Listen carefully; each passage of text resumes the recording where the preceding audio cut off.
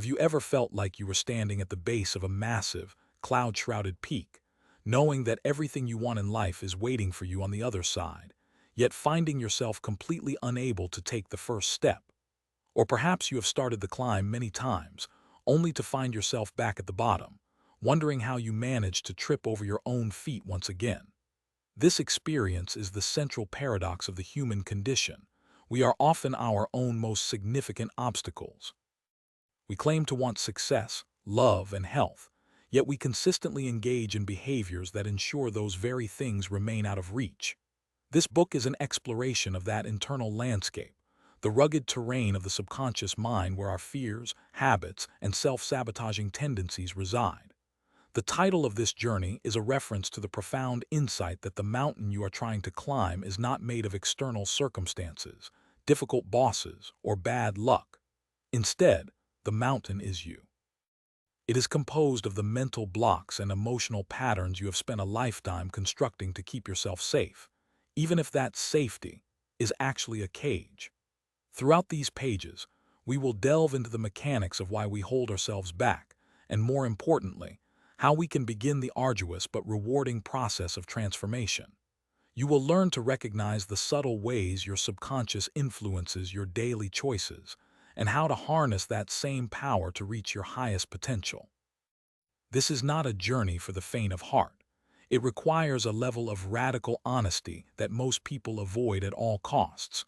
You will be asked to sit with your discomfort, to look directly at the habits you are most ashamed of, and to take full responsibility for the life you are currently living. However, the reward for this bravery is nothing less than a total reinvention of yourself. By understanding the roots of your negative patterns, you can finally stop fighting against yourself and start moving toward the person you were truly meant to be.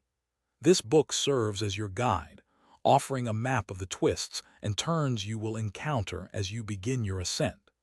It is time to stop looking at the peak with longing and start doing the work to stand upon it. In the chapters that follow, we will conduct a deep dive into the architecture of self-sabotage and the path to psychological mastery. The core theme of this work is the realization that our most difficult struggles are almost always internal. We will begin by defining what self-sabotage actually looks like in practice, moving past the obvious examples to uncover the subtle ways it manifests as perfectionism, chronic uprooting, or an obsession with social standing. We will explore the idea that these behaviors are not flaws in the traditional sense, but rather outdated coping mechanisms that were once designed to protect us from pain.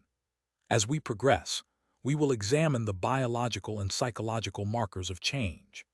We will look at how our bodies signal the truth to us through gut instincts and the vagus nerve, and learn how to distinguish between genuine intuition and the loud, frantic noise of our anxiety. A significant portion of our exploration will focus on the future self, the version of you that has already navigated these challenges. We will learn how to bridge the gap between who you are now and who you wish to become, using practical visualization and behavioral shifts. Finally, we will address the reality of what it means to live at the summit. Success and peace are not destinations where all problems vanish. Rather, they are states of being where you have developed the tools to handle life's inevitable challenges with grace. This book sets the expectation that growth is incremental, often uncomfortable, and requires constant maintenance. By the end of this orientation, you will understand that the goal is not to become a perfect person, but to become a conscious one who is no longer a stranger to their own mind. When we hear the term self-sabotage, many of us imagine something dramatic and overt. We think of the person who gets a dream job offer and then purposefully shows up late to the first meeting, or the athlete who stops training right before the championship. We imagine it as a form of conscious rebellion against our own interests. However, as Brianna Wiest points out, self-sabotage is rarely that obvious.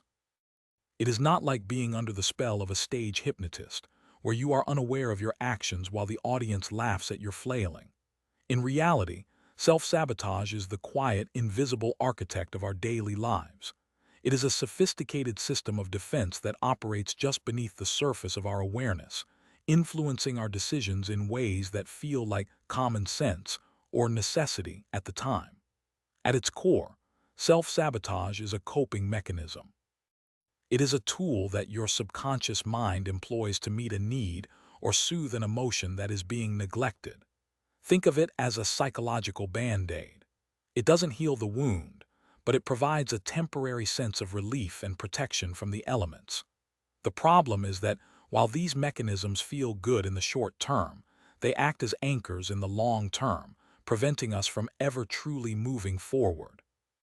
To overcome these behaviors, we must first understand the specific shapes they take in our lives.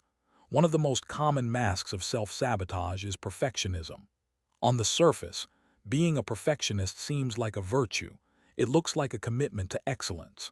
But in the context of self-sabotage, perfectionism is actually a shield.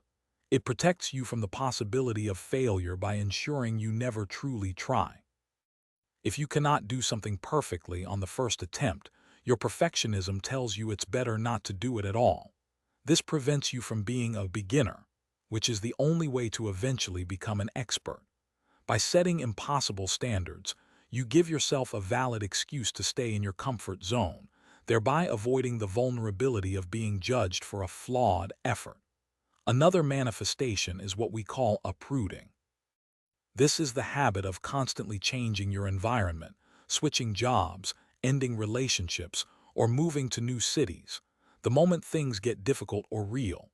Uprooting protects you from facing the deep-seated problems in your internal world by diverting all your energy into a new external project. You tell yourself, if I just had a different partner, I'd be happy. Or, if I lived in a different climate, I'd be productive. In reality, you are simply running away from yourself, using the chaos of a fresh start to drown out the quiet realization that your problems have traveled with you. Then there is the trap of pride. This form of sabotage keeps you stuck in situations that are clearly no longer working because you are more afraid of the judgment of others than you are of your own unhappiness. Consider the example of a person who stays in an unhealthy or dead-end marriage for decades. They may know the relationship is over, but the pride of not wanting to be a divorcee or the fear of what their social circle will say keeps them paralyzed. They sacrifice their long-term peace for the short-term preservation of their image. How do you know if you are caught in this spiral? There are several telltale signs. You might find that you care significantly more about appearing *happy on social media or in public than you do about actually feeling content in your private moments. You might realize that you are more terrified of your own internal feelings, sadness, anger, or loneliness, than you are of any external threat. Perhaps the most common sign is the waiting syndrome.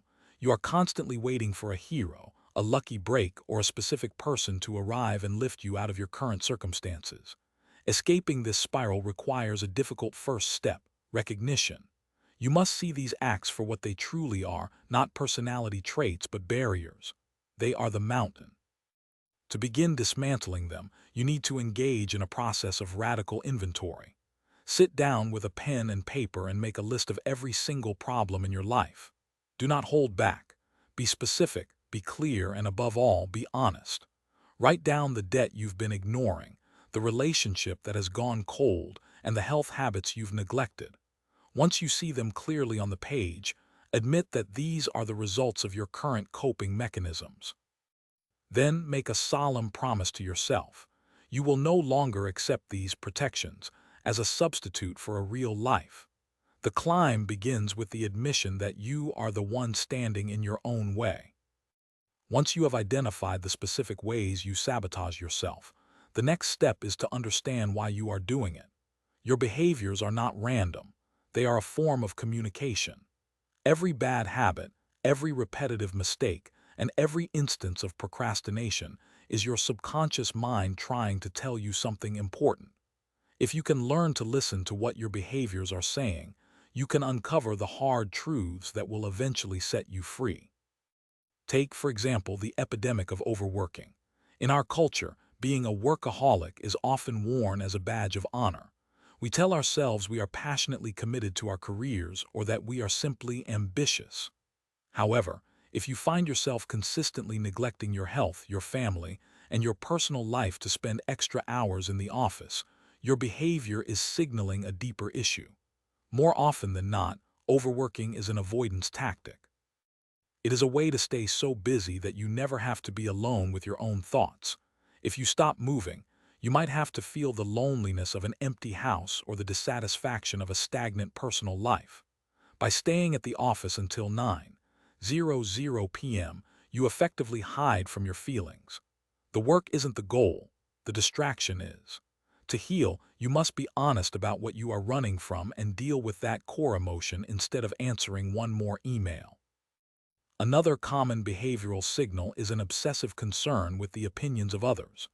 If you find yourself constantly checking your phone for likes, or if your mood for the entire day is dictated by a passing comment from a coworker, your subconscious is revealing a void in your self-worth.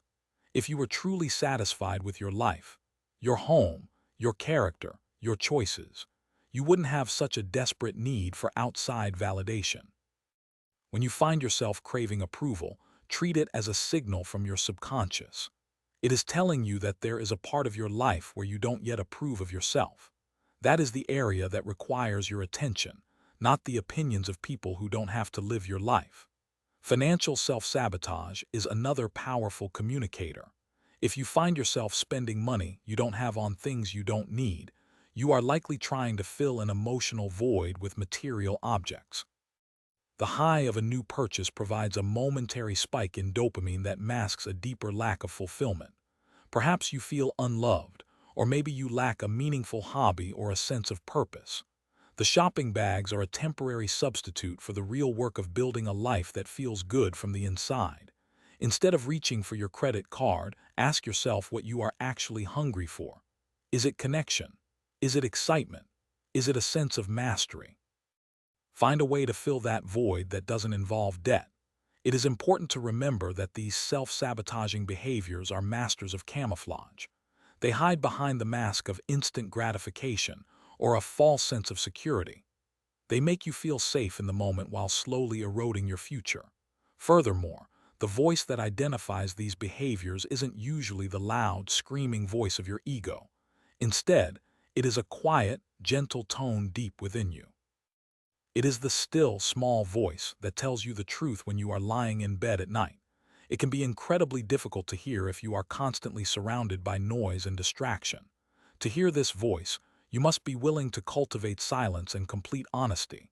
You have to be willing to look at your life and say, I am doing this because I am afraid, or I am staying here because it's easier than trying. This level of transparency is the only way to strip away the camouflage. You must also learn to ignore the false sounds in your head, the frantic rationalizations, and the defensive excuses that your ego creates to keep the status quo. In the next stage of our journey, we will learn exactly how to filter out that noise so the truth can finally emerge. We often talk about having a gut instinct, but many people don't realize that this is more than just a metaphorical expression. It is a biological reality.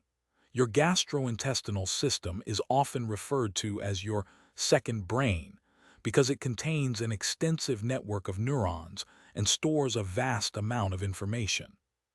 The vagus nerve, which acts as a superhighway between your gut and your brain, delivers information to your conscious mind at lightning speed, often much faster than your logical brain can process data.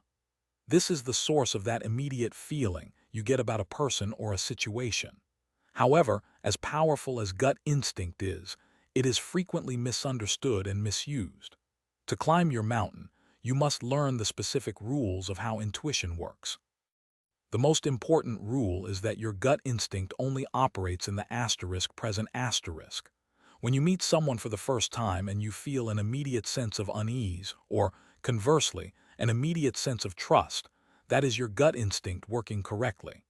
It is processing microexpressions, tone of voice, and body language in real time. The mistake most people make is trying to use their gut to predict the future. You might say, my gut tells me this business venture is going to fail, or I have a feeling I'm going to get rejected. In these cases, you aren't using instinct, you are using projection.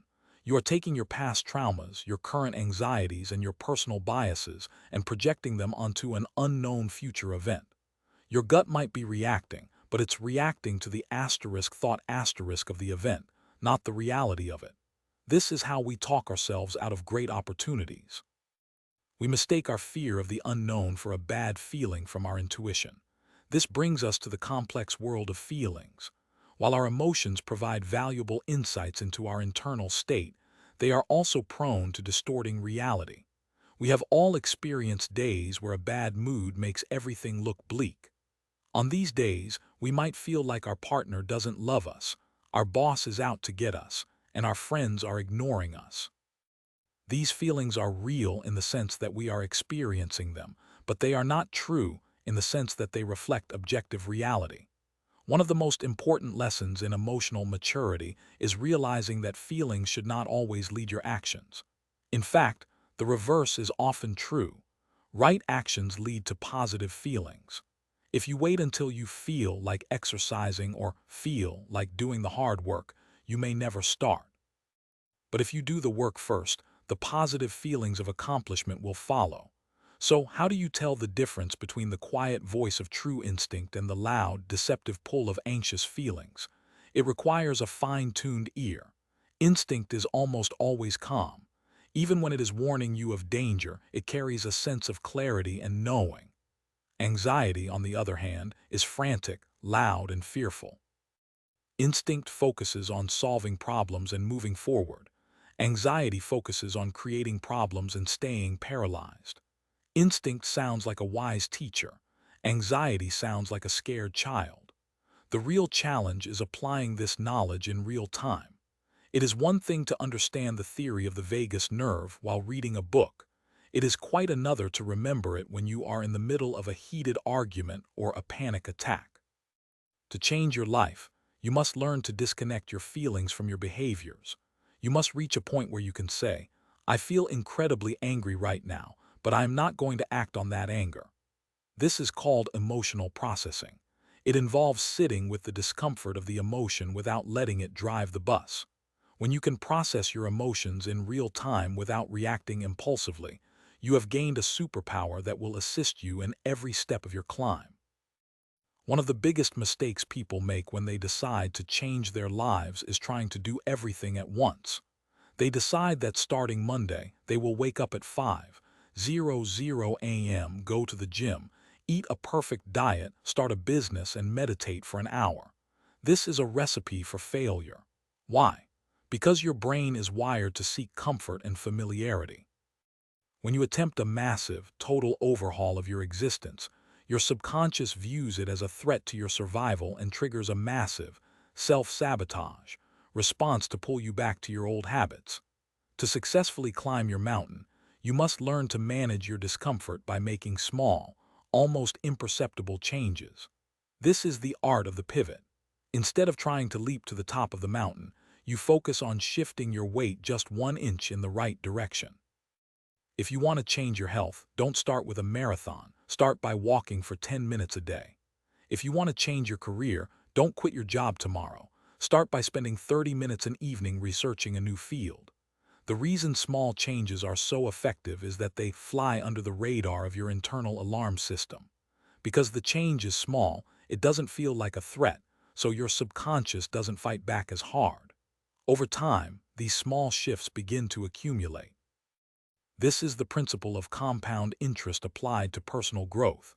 A 1% improvement every day results in a staggering transformation over the course of a year. Managing discomfort also means changing your relationship with bad days. Most people view a setback as a sign that they should give up. They think, I ate a cookie, so my diet is ruined. I might as well eat the whole box. This is all-or-nothing thinking, and it is a classic self-sabotage tactic. The person who successfully climbs the mountain knows that setbacks are a natural part of the terrain. When they trip, they don't roll all the way back to the bottom. They simply stand up, brush themselves off, and take the next small step. You must also learn to expand your window of tolerance for discomfort. Growth is, by definition, uncomfortable. It requires you to do things you aren't good at and to face parts of yourself you don't like. Instead of running away from this discomfort, try to sit with it for just a little bit longer each day. If you feel the urge to procrastinate, tell yourself you will work for just 5 more minutes before stopping. By gradually increasing your ability to handle the heat of change, you build the psychological stamina necessary for the higher altitudes of your journey. Remember, the goal isn't to be comfortable. The goal is to be capable. As you make these small pivots, you are slowly but surely rewriting the code of your subconscious, replacing old patterns of sabotage with new patterns of success. There is a famous psychological experiment where people are told, whatever you do not think about a pink elephant. Almost immediately, everyone in the room has an image of a pink elephant in their mind. This simple exercise illustrates a profound truth about the human brain. It does not process negatives well. If you spend all your time focusing on asterisk not being lazy, asterisk not being anxious, or not asterisk overeating, your brain stays locked onto the very things you are trying to avoid. To truly transform, you must stop dwelling on what you don't want and start focusing intensely on who you want to become. A powerful way to do this is to literally invite your future self over for a conversation. This might sound like a strange New Age exercise, but it is actually a sophisticated visualization technique used by high performers. Imagine yourself 10 or 20 years from now, the version of you who has already climbed the mountain and solved the problems you are currently facing. Imagine this person sitting across the table from you. At first, you might feel a flicker of fear or resistance. Your ego might try to tell you that this person isn't real or that you'll never get there. Ignore those thoughts. They are just your current fears trying to protect the status quo. Once you are seated comfortably with your future self, take a long, careful look at them. What are they wearing? How do they carry themselves? Notice their body language. Is it confident, relaxed, or poised? Pay attention to their mannerisms. If you are going to become this person, you need to have a clear, high-definition mental image of what you are aiming for. Next, ask this version of yourself for guidance. They have the benefit of hindsight. Ask them, what should I do about my current job? Or how should I handle this relationship? The message you receive should be thoughtful, wise, and kind. Even if the advice is difficult, such as telling you that you need to leave a toxic situation, it will come from a place of love, not fear. Finally, imagine your future self handing you a physical object that symbolizes your success. It might be the keys to a new home, a wedding ring, a published book, or even just a sense of profound peace. Hold that image in your mind. This exercise helps you realize that you already operate with multiple selves. You are a different person with your friends than you are with your parents, and different still when you are at work. You have the capacity to choose which self you bring to any given moment. Finding the best version of yourself isn't about imagining a fantasy life where you have won the lottery and are lying on a beach. That is an escape, not a transformation. Instead, ask yourself, what would my best self do in my asterisk current situation? If your best self were in your shoes right now, with your exact bank account, your exact relationship status, and your exact challenges, what would their next move be? Would they spend the evening scrolling through social media, or would they read a book that helps them grow? Would they send a defensive text, or would they take a breath and respond with kindness? To find your best self, you must also be willing to admit your weaknesses. You cannot be good at everything, so identify what you struggle with and outsource it or find workarounds. You must also accept the reality that as you grow, you will be disliked by some. There will always be people who prefer the old you because it made them feel more comfortable. Finally, you must act with purpose. Haphazard, maybe, efforts lead to haphazard, maybe, results. The best version of yourself is a person of intent. Congratulations are in order. If you have followed this path, identifying your sabotage, decoding your behaviors, filtering out the noise, making small changes, and connecting with your future self, you have effectively climbed your mountain. You have done the hard work of self-transformation. But here is the secret that many people miss. Reaching the summit doesn't mean the journey is over. It doesn't mean that life suddenly becomes a permanent vacation where you never have another problem. Success and maturity do not exempt you from the human experience. Successful people still have needs. They still experience emotions that can occasionally distort their reality. They still feel fear. The difference is that they have learned how to handle these things in healthy ways. They know how to sit with a difficult emotion without letting it dictate their actions. They know how to interpret the messages of their subconscious without being controlled by them. Most importantly, they know that the inner work is a lifelong practice. If you stop being honest with yourself, the old patterns of self-sabotage will begin to creep back in like weeds in an untended garden. To maintain your position at the summit and find true inner peace, you must nurture your life in positive ways every single day. This starts with the little things. Take the time to truly enjoy your first cup of coffee in the morning. Notice the sunlight, the quiet, and the ritual. These moments of mindfulness anchor you in the present and prevent you from drifting into anxious projections about the future. Furthermore, you must be incredibly intentional about your social circle. There is a well-known psychological principle that you become the average of the 5 people you spend the most time with. You naturally take on the traits, attitudes, and even the speech patterns of your closest associates. If you surround yourself with people who are stuck in their own cycles of self-sabotage and complaint, you will find it nearly impossible to maintain your own growth. Seek out people who challenge you, inspire you, and hold you to a higher standard. Additionally, adopt the mindset that every situation is a learning experience. Even when you are just sitting at home, or when you are stuck in traffic, or when you face a minor disappointment, ask yourself, what is this teaching me right now? When you view life through the lens of curiosity rather than victimhood, you become unshakable. Ultimately, the goal of this entire process is to find inner peace. It is vital to distinguish inner peace from happiness. Happiness is a fleeting emotion. It comes and goes based on external circumstances. You are happy when things go your way, and you are unhappy when they don't. Searching for permanent happiness is another form of the waiting syndrome. Inner peace, however, is a state of being. It is the deep, quiet knowledge that no matter what is happening around you, whether it is chaos, pain, excitement, or joy, you can remain calm and in control. You are no longer a leaf blown about by the wind of your emotions. You are the mountain itself, solid, enduring, and at peace with the sky. As we conclude this exploration of the internal mountain, it is worth reflecting on the central insight we have uncovered. You are both your own greatest enemy and your most profound teacher. The behaviors that have caused you the most pain, the procrastination, the perfectionism, the failed relationships, were not random acts of cruelty from the universe. They were signals.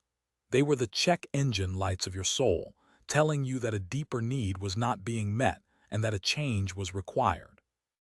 By choosing to climb the mountain, you have shifted from being a passive observer of your life to being its conscious creator. You have learned that self-sabotage is simply a protective mask for fear, and that by looking behind that mask, you can find the power to reach your fullest potential. The journey we have described is not a quick fix. It is a fundamental restructuring of how you relate to yourself and the world. It requires the courage to be honest when it's easier to lie, and the discipline to be consistent when it's easier to quit. The practical takeaways are clear. Watch your habits, listen to the quiet voice of your intuition, make small pivots rather than giant leaps, and keep your eyes fixed on the best version of yourself. But beyond the tactics, there is a deeper truth to carry with you. The mountain of your internal struggles is not something to be hated or resented. It is the very thing that will forge you into a person of character, depth, and resilience. Without the climb, you would never develop the strength required to stand at the top. As you move forward, remember that inner peace is your true North Star. It is the ability to stay centered in the midst of life's inevitable storms. You now have the map and the tools to navigate the terrain. The climb will be tough, and the path will often be steep, but the view from the top, a life lived with purpose, clarity, and peace, is worth every single step. The mountain is you, and it is time to reach the summit. For more book summaries for free, install Zyroverse.